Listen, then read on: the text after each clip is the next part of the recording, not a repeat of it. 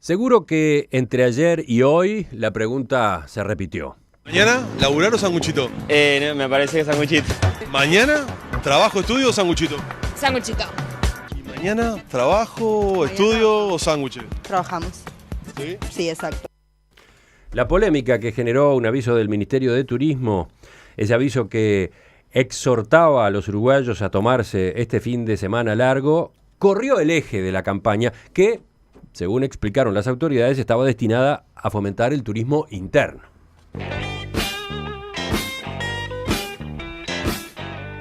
La discusión fue bastante más allá y la mesa de En Perspectiva ayer fue un ejemplo en ese sentido. Ahora, más allá del debate, el gobierno intenta impulsar los paseos de residentes dentro del territorio nacional a través de diferentes iniciativas y programas. Entonces, vale la pena también averiguar cuáles son esas políticas, qué resultado vienen teniendo y cuál es el peso del turismo interno dentro del movimiento general del país. De todos esos puntos pretendemos conversar en los próximos minutos con el subsecretario de Turismo, Benjamín Liberov.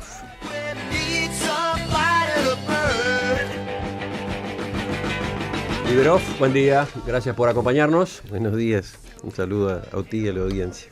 Empecemos por la tormenta. ¿Qué reflexión han hecho con el correr de los días ustedes en el Ministerio en torno a esta polémica que se generó por la publicidad del sanguchito?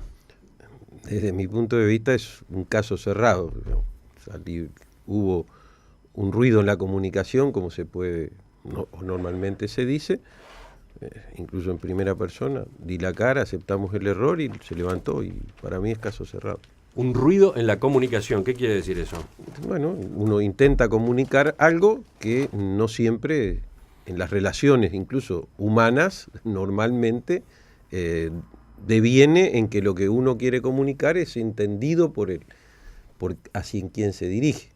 Es discutible si el mundo de las redes es toda el universo a quien iba dirigido el mensaje, pero en todo caso no hay ninguna necesidad en insistir, porque el objetivo efectivamente del Ministerio es que esos 100.000 puestos de trabajo que están registrados en el BPS directamente, o los más de 600 millones de dólares que genera el turismo interno, que de hecho es una actividad de trabajo también, hay que defenderlo, hay que protegerlo, hay que desarrollarlo, hay que promoverlo. Es lo que venimos haciendo a lo largo de estos años, con particular fuerza, incluso desde antes de que se aprobara la nueva ley de turismo en agosto del 14, en que ubicamos al turismo como un derecho humano más, a partir de la propia declaración de la Organización Mundial de Turismo, que lo planteó en Manila en el año 1980, y que el turismo interno tiene un aspecto también, que es el turismo social, que lo hemos venido desarrollando como no existía nunca antes en el país. Así que desde ese punto de vista, esa era la orientación de la comunidad. Sobre la lectura, esa que se extendió tanto en cuanto a que se estaba fomentando el ausentismo, hoy miro, por ejemplo, la columna que publica los viernes en El País Leonardo Guzmán, el doctor Leonardo Guzmán, y se refiere a esto. Dice: el ausentismo daña la cadena de esfuerzo continuo que necesita toda sociedad de personas humanamente elevadas y no fieramente egoístas, y la realidad es que este Uruguay que subsidia el ocio necesita reubicar la laboriosidad en la dimensión superior de la persona, sin distinciones, sin circunscribir el asunto a educarnos como clase, como ha dicho el PIT-CNT. Bien, entonces ahí lo único que tengo para decir es que comparto lo que dice la columna. Ahora, inferir de que una anécdota en torno a que los uruguayos pueden, de sus legítimas vacaciones o días que tienen, porque también se dice que no se puede fraccionar en más días, etcétera, etcétera. Pero esa ha sido una respuesta que usted recibió. Bien, pero los días que se toma la gente, hacer una lectura lineal con relación a esta otra formulación no me parece correcta. Creo que ayer mismo, en la propia actividad de ustedes aquí, en los comentarios que hicieron, quedó meridianamente claro. Entonces, a ver, ubiquemos el turismo como un derecho. y a su vez ubiquemos el turismo como la principal actividad económica del Uruguay tomada individualmente. ¿Cómo es eso? Claro. La principal actividad económica tomada individualmente. Exacto. El Uruguay registra ingresos por más de 2.000 millones de dólares por turismo. Si usted no suma el conjunto de las actividades agroindustriales, no llega a ese valor, punto 1. Si toma los granos o los secanos en forma individual, no tampoco, o anda ahí. La soja, que es la primadonna de todo esto que andamos, no llega ahí. Las carnes en sus mejores años exportan 1.600, 1.700 millones de dólares. Por lo tanto, desde ese punto de vista, el turismo es, incluso podría decir más, si usted incorpora las inversiones relacionadas al factor inmobiliario que tienen que ver con el turismo, estamos bastante más arriba, y desde el punto de vista de las inversiones probablemente hagamos varias plantas de celulosa en el Uruguay con las inversiones vinculadas a lo inmobiliario turístico. Así que, y cuando digo 100.000 puestos de trabajo asumidos en el BPS directamente, ¿cuántos puestos tiene la construcción en el BPS? Bueno, cuando tuvo el récord tuvo alrededor de 70.000, hoy está en 55, 60. Entonces, estamos hablando de una actividad de primera magnitud en el Uruguay. De lo cual, o dentro de ello, el turismo interno forma parte de una necesaria aporte a la ecuación de sustentabilidad del sistema. No existe ningún destino ni país en el mundo, ni España, ni zonas de México, ni Estados Unidos, ni Francia, que puedan solo sustentarse sobre la base del turismo externo. Y en el caso de Uruguay, ¿cómo son las proporciones? Las proporciones son 2.000 millones o en torno a 2.000 millones, entre 1.700 y 2.000 millones en los últimos 3 años de turismo receptivo, divisas, y entre 600 y 800 millones de dólares del turismo interno. Entonces, una de las cosas que nosotros hicimos en el Ministerio fue incorporar la medición de eso.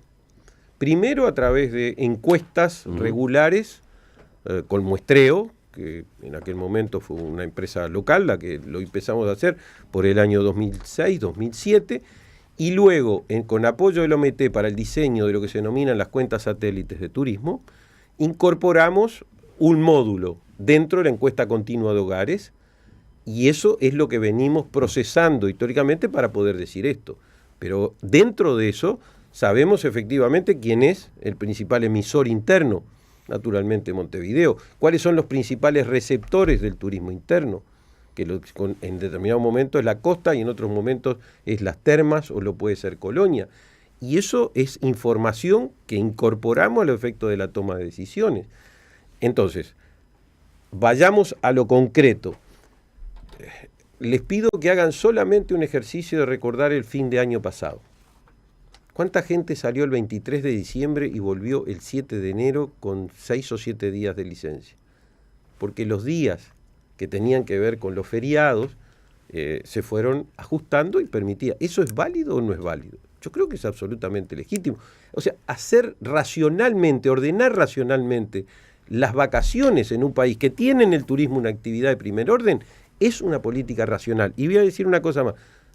La licencia de la construcción no es toda tomada al mismo tiempo y no es un factor que ayuda a ordenar el funcionamiento. Las imprentas en lo general no tienen las licencias ordenadas. ¿Por qué, digamos, en España el puente de diciembre, como se les llama, es un factor de movilización del turismo y es una actividad económica fundamental? Ayer, Romina, durante la discusión en la mesa aparecían algunas propuestas o algunas preguntas a propósito de por qué no tomar medidas, no sé, de fondo que permitan manejar esto de los puentes o los fines de semana largos de otra manera. Bueno, había algunos planteos que iban por el lado de si definitivamente no habría que correr todos los feriados para justamente promover el turismo interno, o incluso había quienes hacían referencia a lo que hace la República Argentina, ¿no? De agregar feriados por fuera de lo que son las fechas patrias para así poder fomentar el turismo interno como tal. A ver, lo primero es saber que al existir el derecho a las vacaciones o a las licencias, es relativamente lógico pensar en ordenarlas, incluso por los sectores, porque también el considerar uniformemente el tema de las licencias o las vacaciones tiene sus problemas. No es lo mismo las licencias que se pueden tener en el este del país, que requieren en determinado momento de que los niños tengan escolaridad a los efectos de facilitar el trabajo de los padres, que lo que puede ser en Flores o lo que puede ser a veces en las termas, en la zona del litoral, o lo que de alguna manera podría ser en otra zona del país. Entonces, ponía el ejemplo de la construcción porque ayuda a ordenar. No creo, francamente, que sea un problema de generar feriados para eso. De hecho, Uruguay no es de los países que tiene más feriados en el mundo. El Uruguay está en la media de las fechas de feriados de los países en el mundo. Hay algunos, incluso países, que tienen culturas del trabajo muy importantes, como pueden ser Japón, que tienen incluso de pronto algunos días más que nosotros. Uh-huh. El tema es cuando voy a trabajar, ¿qué hago? O cuando efectivamente pongo el termómetro cerca de una lamparita para que tenga temperatura y entonces me dan días libres. Eso es conspirar contra la cultura ahora se del mezcló trabajo. todo. Ahora terminamos hablando de las certificaciones médicas. No, eso no es certificación. Pero ¿qué opina, médica. por ejemplo, de lo que está haciendo Argentina en ese sentido? Argentina yo creo que ha hecho una cosa que es bastante racional. Primero, por ejemplo, las vacaciones de julio no se toman las mismas fechas todo el país. ¿Por qué? Y es algo que hemos podido coordinar efectivamente aquí con la enseñanza secundaria, de que no se monten las vacaciones uruguayas con las que son del exterior, de forma que podamos ampliar, entre comillas, la temporada relacionada a las vacaciones de julio, y eso está muy bien. Y aquí en el Uruguay, creo que nosotros venimos haciendo hace 4 o 5 años la campaña de los fines de semana.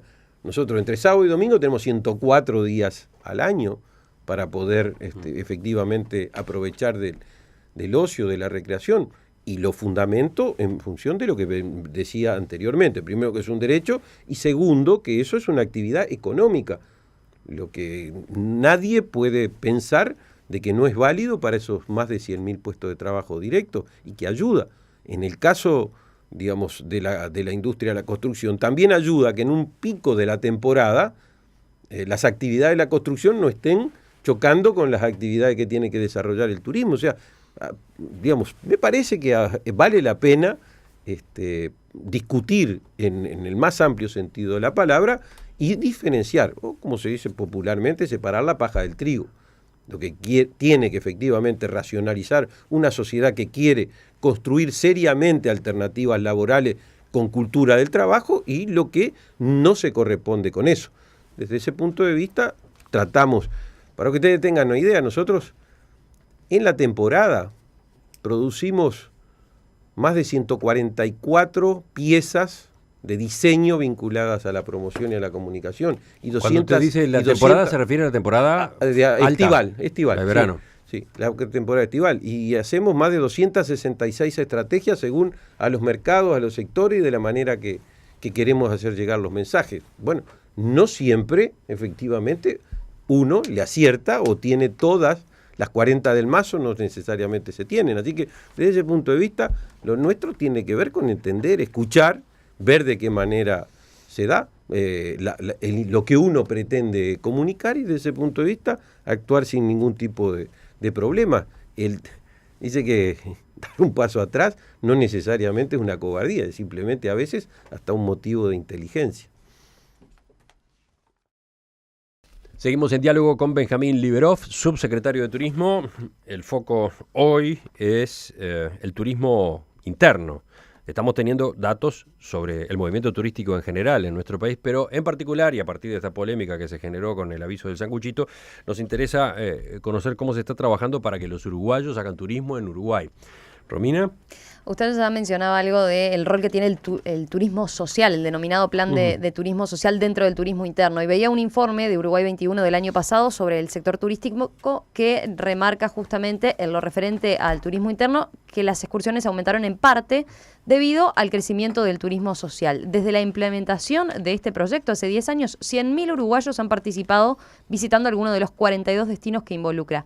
¿Podemos recordar en qué consiste este programa de turismo social? Bien, voy a hacer un comentario. Nosotros, desde que comenzó el 2005 nuestra estrategia, hablamos de dar pasos en la estructuración de un sistema nacional de turismo social. ¿Por qué hablamos de sistema? Porque no necesariamente todos los que hacen turismo social, que es aquel que necesita algún tipo de apoyo para concretarse, y por eso la diferencia con el turismo interno, que es el que llevan adelante las personas a medida que su poder adquisitivo, su tiempo, sus capacidades lo determina, eso tiene que ser coordinado y es lo que apuntamos a hacer. Un sistema, dice Un usted. sistema, ¿por qué? Por ejemplo, no es muy conocido que a 90 kilómetros de Montevideo está la colonia Raigón. La colonia Raigón, conocida por el pueblo, pero también machinera, del Banco de Previsión Social, es un lugar en el cual por año pasan 16.000 personas. Cuando nosotros lo conocimos, la piscina de ese lugar era un tanque australiano, o sea, como hay en muchos lugares. Hoy es una piscina de última generación, cerrada, térmica y con asistencia. Y tiene un centro de reuniones para 150 personas y van regularmente esas 16.000 personas. O sea, ¿qué tipo de público en ese caso concreto? Son beneficiarios del Banco de Previsión Social. Las personas tienen derecho a ir. Pagan ahí por día el 2.5% de lo que reciben por pensión o por asignación del BPS. O sea que supongamos que alguien recibe 10.000 pesos, paga 250 pesos por día y tiene derecho a 4 comidas, porque está la merienda también incluida, recreación, controles, digamos, recreación en el término más general, la propia piscina, paseos que se desarrollan hacia San José, y tiene derecho esa persona a ir con otro que no necesariamente tiene que ser beneficiario del Banco de Previsión Social, y ahí se va en grupo. ¿Está bien? Entonces, eso implica un trabajo en ese lugar absolutamente excepcional de tener 16.000 personas organizadas que van a ese lugar. Pero además ese lugar tiene, por ejemplo, un gran ranchón, que son un lugar donde caben de una escuela o clases de una escuela que pueden ir durante una semana gratis sin los padres de esa escuela acompañan. Y desde que se fue desarrollando se le incorporó, por ejemplo, los temas de accesibilidad. Fueron ajustadas cabañas y algunas casas que antes eran simplemente del casco central, para que hay 32 capacidades para que personas que tienen algún tipo de discapacidad, básicamente en este caso motriz, puedan asistir con sus familias a esos lugares. Ahora, en un ejemplo como ese, ¿quién paga? Ahí paga el Estado, básicamente. Entonces, hay una parte que la paga el ciudadano a través de esa prestación de 2.5 que yo mencionaba. Hay un subsidio que paga el Estado. Hay un subsidio del Banco de Previsión Social. Ahora, pero ese no es esa población, sí. No, de acuerdo, pero esa población que va a una colonia como esta del BPS, ¿también mueve sectores privados cercanos? ¿O focaliza su actividad turística allí en ese lugar del propio BPS? No, ahí hay un derrame, por ejemplo, con los profesores, personal de Asociación Cristiana de Jóvenes, que son los que asisten con recreación y demás. Cuando se sale a hacer los paseos por la ciudad de San José, tienen las compras y lo que desarrollen ellos. Pero después el Banco de Previsión Social también hizo acuerdo con el Argentino Hotel de Piriápolis. Quiero, por ejemplo, señalar de qué manera esto le permitió a los uruguayos recuperar cientos de miles de dólares, por ejemplo. Porque el hotel tenía una situación crítica del punto de vista de la relación con el Banco de Previsión Social. Se acordó un precio y se acordó que lo que ingresara por prestaciones a jubilados o pensionistas iba en descuento de esa situación. Y con eso se logró rescatar una deuda que era de cientos de miles de dólares. Por otro lado, el Banco de Previsión Social también tiene acuerdos con otros hoteles en diferentes puntos del país. Por ejemplo, puedo mencionar también en Las Cañas. Eso es lo que tiene que ver con... El Banco de Previsión Social debe llegar así a unos 25 a 26.000 personas al año. En esos casos de los otros contratos no es que haya un subsidio, lo que hay es simplemente un agente financiador, por decirlo de alguna manera. Las personas pagan de 6 meses sin intereses y retornan. Luego nosotros tenemos nuestros planes, que esto ha ido implicando el llegar a todo el país. Hoy, prácticamente de los 19 departamentos salen turistas y reciben turistas. Entonces, ahí sí hay diferentes escalas según el nivel de jubilación que se recibe si son adultos mayores. Hay subsidios parciales para aquellos que reciben menos de X cantidad de prestaciones en el Banco de Previsión Social y otros que pagan completamente. De lo que se benefician es de que nosotros hemos discutido con el sector privado, porque en el caso del Ministerio, quien comercializa el turismo social son empresas, agencias de viaje, hoteles, etcétera, que se han integrado al sistema, o algunos casos particulares que la financiación es distinta, como el programa de quinceañeras, que eso implica chicas que sus padres son beneficiarios de alguna de las cajas, porque hemos ido ampliando, todavía nos quedan algunas por completar, pero que tienen ellas cumplen 15 años y entonces tienen derecho a asistir en la medida que sus notas son notas de promoción. ¿Tienen derecho a qué? ¿Cuál es un en fin ese de caso, semana, el turismo? un fin de semana con todos los gastos pagos, pagan 700 pesos por todo eso y implica el viaje, los animadores que acompañan el viaje, las visitas a distintos lugares, la fiesta de 15, el baile de 15 y todo eso se hace... O sea, el beneficio abarca a la cumpleañera y a cuántas personas más. No, es son de 15 añeras, o sea, son alrededor de 500 al año que se anotan por los canales, se verifica que efectivamente sus notas se corresponden con lo que deben de tener, el Banco de Previsión Social comparte con nosotros el beneficio para eso. Entonces el ómnibus tiene una movida y una gran fiesta. Exactamente, exacto. Y ahí son 6 por año prácticamente, 8 ómnibus, o que sí, son 6 salidas. Y entonces, por otro lado, tenemos viajes, por ejemplo, con las escuelas agrarias. Y entonces ahí se pagan un monto los chicos, nosotros subsidiamos el ómnibus y van programadamente, y es un viaje de fin de curso, por llamarlo de alguna manera. Tenemos también el de trabajadores, en algunos casos, con algunos fondos que tienen los sindicatos organizados, se benefician de los precios que nosotros negociamos con los operadores, se ponen fechas, pero incluso se llamó una licitación, por lo cual 2 empresas en Montevideo son las que administran, por llamarlo de alguna manera, las salidas de Montevideo y también los viajes del interior hacia Montevideo. Una de ellas es COIT, la otra es Sierra Mar. Eso a nosotros nos permite mover por año alrededor de 3.500, 3.600 personas. Y luego tenemos lo que son las colonias de vacaciones de primaria, que mueven muchos miles de estudiantes. Tenemos lo que puede ser algunas colonias de vacaciones sindicales. Tenemos lo que es el Parador Máximo Tajes, donde es la colonia de vacaciones que tienen las Fuerzas Armadas. Y a su vez existen otros programas que coordinamos con el MIDES que tienen que ver, que son los viajes al finalizar la salida laboral o algunas otras experiencias. O, en algunos casos, hemos desarrollado salidas para trabajadoras domésticas, que ahí tiene particularidades, porque muchas veces tienen que ser paseos por el día, porque no pueden tener más de un día. En algunos casos, si lo logramos, a Colonia se ha ido por un fin de semana. Y hemos hecho trabajos también o salidas con peones rurales, particularmente de la cuenca lechera.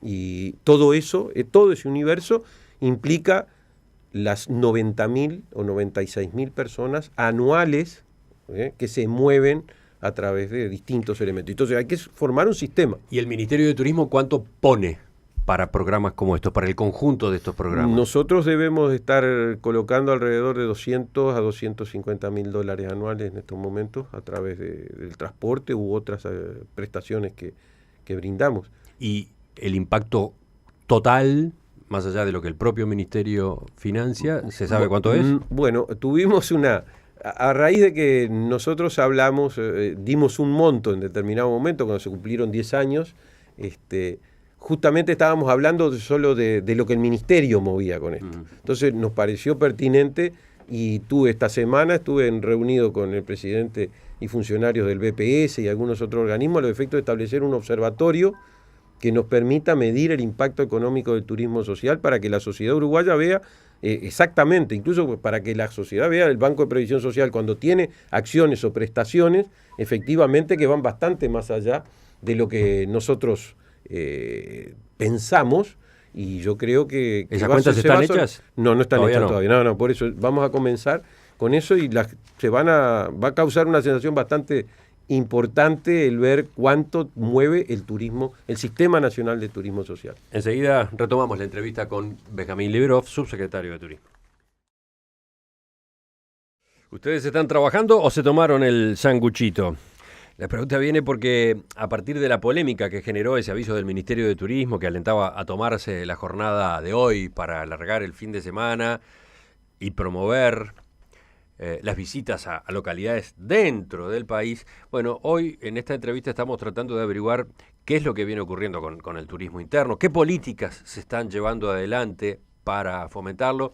De eso va la entrevista con el subsecretario de Turismo, Benjamín Liberov.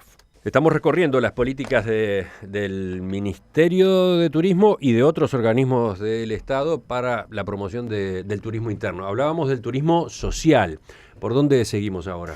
Vamos ahora a otro aspecto que nos parecía importante comentar dentro del turismo interno, que es que este año se lanzó el Corredor de los Pájaros Pintados, ¿no? Una iniciativa del Ministerio de Turismo y del Banco Interamericano de Desarrollo que procura un corrimiento desde las propuestas turísticas concentradas más bien en la costa atlántica para enfocarse en lo que es el litoral del país. Concretamente, el Corredor de los Pájaros Pintados comprende localidades como Soriano, Río Negro, Paysandú, Salto, Artigas.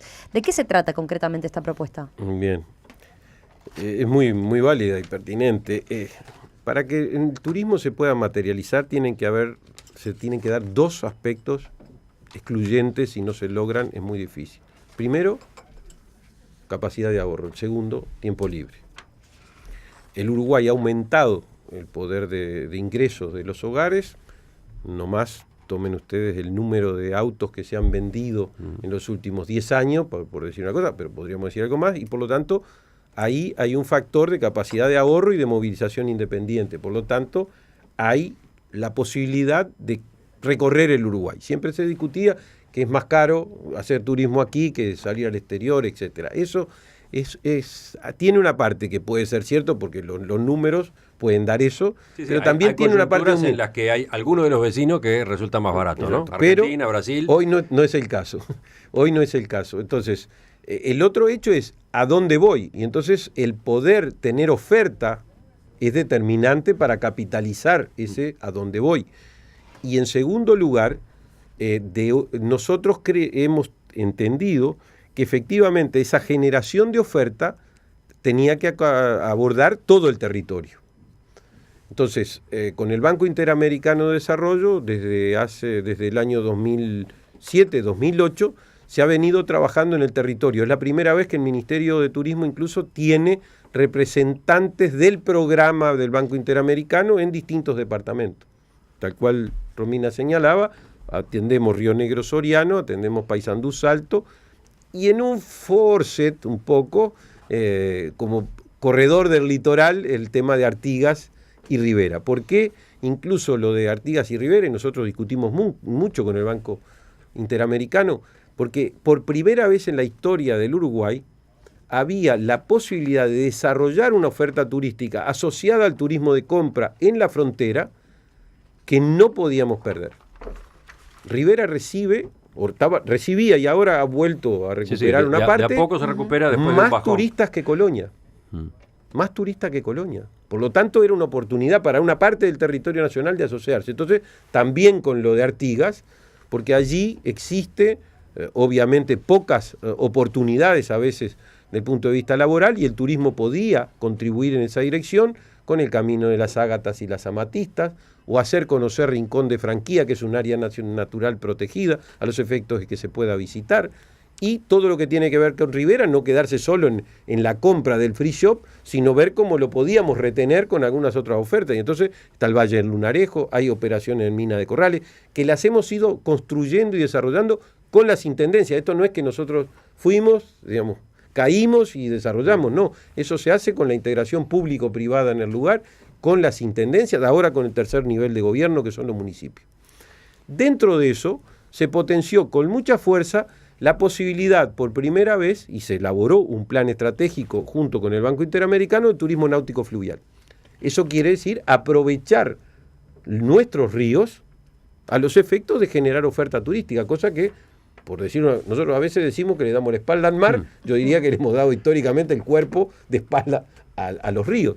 Entonces, para que eso pueda ser, la infraestructura para los nautas o la generación en la interfase agua-tierra tiene que generar ofertas, cabalgata, avistamiento de aves, información sobre diferentes desarrollos culinarios, la posibilidad de poder tener los temas patrimoniales. Y bueno, se fue dando todo eso y este año efectivamente se concretó este proyecto de Corredor de los Pájaros Pintados, que forma parte de todo ese desarrollo a lo largo del litoral. Incluso en los próximos meses o en el trabajo que estamos desarrollando ahora, incorporamos una novedad que es, no incorporamos todo un departamento, sino que Nueva Palmira y Carmelo, incluso hay que ver Conchillas, cómo queda en relación con eso, se incorporan al trabajo del Corredor de los Pájaros Pintados. Ahora en noviembre vamos a tener un encuentro nacional, un encuentro de todo el programa, y en estos momentos trabajan con un networking, una red de oferta que tiene que ver con 150, 170, desde nanoemprendimientos a emprendimientos como el que ustedes saben, se acaba de inaugurar un hotel 4 estrellas en las termas de Almirón, las únicas que tenemos de agua salada, y que está funcionando muy bien. Pero entonces, este programa llamado Corredor de los Pájaros Pintados, ¿en qué ha consistido? En primer lugar, en detectar las oportunidades. Exacto. Y en segundo, desarrollar la oferta. Ir al territorio a desarrollar la oferta, efectivamente. Y, por ejemplo, cuando lo estamos desarrollando, combinamos con INEFOP lo que son cursos de capacitación en determinados lugares. Coordinamos con la ANI algunos desarrollos de proyectos, de productos. Hemos intentado la generación de pequeñas empresas, o por lo menos los agrupamientos público-privados que se dan en Conchillas o en otro lado. ¿A través de qué también? De otra herramienta que fue la convocatoria al premio del pueblo turístico del año. Que eso corresponde a localidades de menos de 3.000 habitantes, que no tienen otros proyectos de apoyo y que presentan, en caso de ganar, qué harían a lo largo de todo el año. Y eso tiene, de momento, un premio de $30.000. El primer pueblo que ganó fue Conchillas, el segundo fue Santa Catalina, ahora está Malabrigo y estamos llamando, ahora en agosto, mediados de septiembre, deberían estar entregando los que van a competir para ser pueblo turístico del año 2016-2017. ¿Y sí. en qué fase está el desarrollo del programa? ¿Están con el tema de la oferta y demás, pero después se va a pasar a promocionar como todo un gran destino? Porque digo, da la impresión que los uruguayos todavía no están familiarizados Bien. con eso como todo un destino y una opción turística. Eso yo digo que es lo que tenemos que resolver y resolver bien en esta etapa que estamos, el tema de la promoción y la comercialización. Porque efectivamente esos muy pequeños o pequeños emprendimientos no forman parte de las redes de comercialización general. Hoy yo creo que sí, que efectivamente se ha avanzado. Incluso hay algunos elementos coyunturales que van a ayudar en esa dirección. Por ejemplo, el hecho de que el Anglo y Fray Bento haya sido declarado patrimonio cultural industrial o de paisaje cultural industrial de la humanidad es un factor de una oferta en el territorio que ayuda a promover al conjunto. Pero ya ahora se han desarrollado regatas de canoa, se hacen efectivamente encuentros gastronómicos. Por ejemplo, Conchillas, que fue el primer pueblo turístico yo mencioné, el año pasado celebró un primer concurso de mesas de té, porque una de las cosas que quedó instalada en Conchillas es una pequeña confitería que hace el té de las 5. Que Entonces, Conchillas pudiera vivir efectivamente del turismo era un sueño, un viejo sueño de esa localidad del departamento de Colonia. La presencia de la planta de celulosa de Montes del Plata al lado promovió una dinamización ahí en la zona que aparentemente está volviendo más viable aquello. ¿Hay algo de eso? A ver, fue el enorme desafío, porque aquello significó, y eso vale la experiencia para si hay una segunda planta de UPM, a los efectos de que lo miremos para qué pasa el día después que se termina de construir y entra en producción. Porque allí, durante el periodo de construcción, no se necesitaba casi hacer nada para que efectivamente hubiera movimiento. Habían 3.500 a 4.000 personas que no eran de allí que efectivamente consumían. Incluso se creó un hotel donde no existía. El problema era cuando pasaba al régimen normal de funcionamiento. Y desde ese ángulo, la sociedad de Conchillas, lo que nosotros hicimos fue impulsar de alguna manera cuando ganaron el premio, pero no lo ganaron solo por eso, sino que la propuesta era válida, y hoy por hoy efectivamente abren algunos otros lugares de restauración, hay una señalética en el lugar. UPM también ha participado de alguna manera en lo que es la reconstrucción de la Casa Evans. ¿UPM o Monte de Plata? Monte de Plata, Monte de perdón. En el avance de la Casa Evans. El viejo y legendario hotel del lugar. Exacto, que a mí, digo, yo no sé cuántos uruguayos conocen, Conchillas, francamente. Ahora, desde su arquitectura, que es única, correcto, y que tuvo saneamiento con esa estructura, con una originalidad espectacular a principios del siglo pasado, y de alguna forma eso también ha servido para que la autoestima del propio lugar, que no estaba en función de que vinieran factores externos, sino que ahora se desarrolla. Algo similar está pasando, por ejemplo, en San Javier, con la colonia de los rusos. Hace una semana se inauguraron 2 restaurantes. No había 2 restaurantes en ese lugar. Pero también pasa con Nuevo Barlín, con la terminal que se está tratando de hacer para que se hagan paseos con pequeña lancha que efectivamente se ha generado de nuestra parte y otras actividades. Generó un plan estratégico de desarrollo turístico en Nuevo Berlín. Entonces, eso es lo que a nosotros de alguna manera, es de los elementos principales que van a quedar dentro de una política de Estado para el Estado uruguayo, independiente de los cambios de gobierno. En el final, porque casi no tenemos más tiempo, ¿algún asunto más, algún capítulo más en esto de la promoción del turismo interno? Sí, sobre todo lo que implica en el norte del país, ¿no? Usted mencionaba recién, bueno, lo del circuito que se está armando en Rivera, por ejemplo, con algunos elementos que se están por terminar, como el centro de visitantes del Valle del Lunarejo. Se avanza también en la bienvenida del Parque Internacional en Santana do Livramento. Un acontecimiento, un parque que usted ha calificado como un ejemplo de proyecto binacional, por ejemplo. ¿Qué importancia tendrán este tipo de obras para lo que es el movimiento turístico allí? A mí me parece que lo que el otro día ocurrió en Rivera es muy importante con esa reunión binacional. Porque hasta ahora han existido vuelos con el aeropuerto, pero no se ha podido mantener la línea. Y por algo debe ser, si no puede, porque teóricamente parece una necesidad. Es muy pero chocante, ¿no? Porque uno recorre el aeropuerto, es un aeropuerto completo, con una muy buena infraestructura. Exacto. Y sin embargo, el movimiento mínimo. Porque alguna de las cosas que hay que asumir es de que ese aeropuerto, su sustentabilidad está por lo menos con 2 patas imprescindibles. Una es de que del lado brasileño se asuma que es un aeropuerto, entre comillas, que es de ellos, a los efectos de que Santana do Livramento y toda esa región encuentre las formas de viajar y darle sustentabilidad. Eso es uno de los aspectos. El segundo es que el aeropuerto tiene que ser como la frutilla de un proceso de desarrollo regional. No alcanza ni siquiera con los aspectos turísticos. Debe ser concebido. Y así desde la OPP se está trabajando. Así de alguna manera nosotros y la DINOT estamos procurando de que se asuma como un proyecto de carácter regional. Incluso lo que nosotros observamos, o por lo menos el Estado uruguayo, está de acuerdo con generar todas las condiciones más fáciles para que las tasas, los servicios del aeropuerto no significan una carga para que el proyecto pueda funcionar. Ese es un factor crítico en esta discusión eterna sobre declarar o no binacional el aeropuerto de Rivera. A ver, a binacional se va a llegar. Hoy por hoy lo que estamos discutiendo, y es lo que prácticamente sirve, es el uso binacional. Eso quiere decir que los brasileros tienen la posibilidad de opinar sobre las condiciones que tiene el aeropuerto, tienen la posibilidad de desarrollar determinada regulación, mirar en conjunto con nosotros las regulaciones, pero en definitiva es de uruguayo como tal, y también eso tiene una particularidad que del otro lado tienen que asumir, es que las tasas aeroportuarias que se puedan cobrar son las de carácter interno de Brasil y no las internacionales, porque si no, con esas tasas se hace muy poco competitivo el vuelo.